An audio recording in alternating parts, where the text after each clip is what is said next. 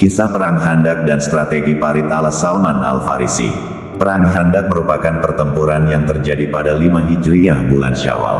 Penyebab pecahnya perang ini adalah rasa balas dendam kaum Yahudi dari suku Bani Nadir yang terusir oleh pasukan Islam dari Madinah.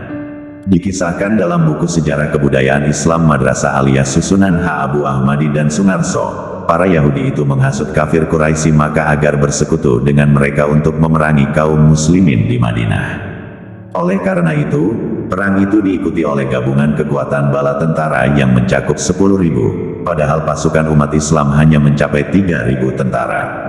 Penamaan Khandaq artinya parit, karena kaum muslimin menggali parit di sekeliling kota Madinah sebagai mekanisme pertahanan agar mencegah kaum kafir agar tidak bisa menerobos kota Madinah. Penyebab lain pecahnya perang Khandaq ialah karena ketakutan kaum kafir Quraisy Makkah akan kekuatan kaum muslimin di Madinah yang semakin berkembang. Salman Al-Farisi merupakan aktor di balik ide brilian pembuatan parit dalam perang Khandaq. Mengutip buku sejarah terlengkap peradaban Islam karya Abul Syukur Al-Azizi, ide tersebut didasari dari kebiasaan orang-orang di kampung halamannya, Persia. Mereka membangun parit pertahanan dalam situasi takut diserang, terutama oleh pasukan berkuda. Kondisi tersebut persis yang dialami kaum muslimin pada masa itu. Padahal, pembangunan parit tidak dikenal dalam strategi perang orang Arab. Sebab, mereka hanya mengenal teknik gerilya, seperti maju, mundur, gempur atau lari. Walau begitu, Rasulullah yang mendengar strategi tersebut sepakat dengan usulan Salman. Sang Nabi juga membuat peta penggalian, memanjang dari ujung utara hingga ke selatan.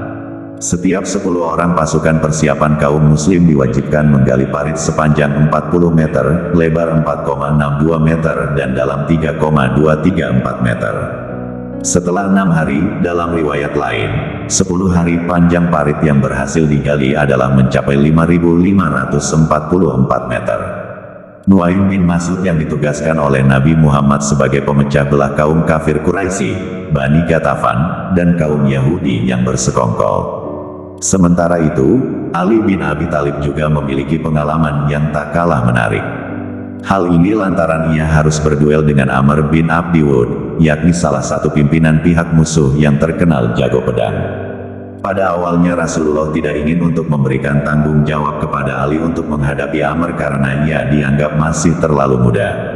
Rasulullah ingin memilih sosok sahabat yang lebih tua dan dianggap sepadan. Namun, di luar perkiraan Rasulullah ternyata Ali bersikeras. Sebenarnya, Nabi cukup khawatir terhadap keselamatan Ali. Hal ini bukan tanpa dilandasi alasan yang jelas, melainkan pada perang sebelumnya di Uhud, beliau telah kehilangan sang paman, yaitu Hamzah yang tewas secara mengenaskan. Berkat pertolongan Allah, Ali berhasil memenangkan pertarungan.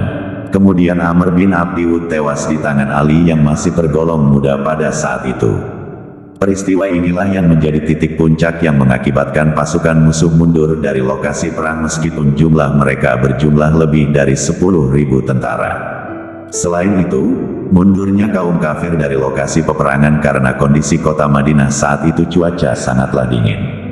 Kaum kafir musuh umat Islam yang masih tertahan di tenda-tenda karena tidak bisa memasuki kota Madinah. Banyak di antara mereka yang mati kedinginan dan terserang penyakit malaria dalam peristiwa bulan Syawal tersebut. Dalam surah Al-Ahzab ayat 9, Rasulullah bermunajat selama 3 hari dan turunlah ayat tersebut. Kaum muslimin pun berhasil memenangkan perang tersebut atas diterimanya munajat Rasulullah. Allah mengirimkan kemenangan dengan sendirinya, yaitu dengan cara mengirimkan tentara malaikat dan angin kencang yang menggusur perkemahan pasukan gabungan Quraisy dan Yahudi sehingga mereka lari tergopoh-gopoh. Artinya, hai orang-orang yang beriman, ingatlah akan nikmat Allah yang telah dikurniakan kepadamu ketika datang kepadamu tentara-tentara, lalu kami kirimkan kepada mereka angin topan dan tentara yang tidak dapat kamu melihatnya. Dan adalah Allah Maha melihat akan apa yang kamu kerjakan. QS Al-Ahzab 9. Simak video manasik sebelum jemaah maktur menuju Makkah.